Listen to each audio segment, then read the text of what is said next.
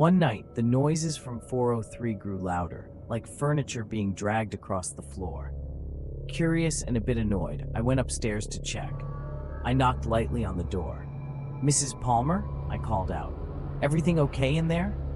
There was a long silence before a raspy voice responded. "Go away." The tone sent chills down my spine. Something about it felt off, like it didn't belong to an elderly woman.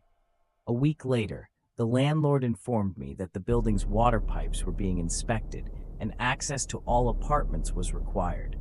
When he got to 403, Mrs. Palmer didn't answer. After several tries, he used his master key and went inside. Minutes later, he stumbled out, pale and visibly shaken. He refused to tell me what he'd seen. "It's nothing," he muttered, avoiding eye contact.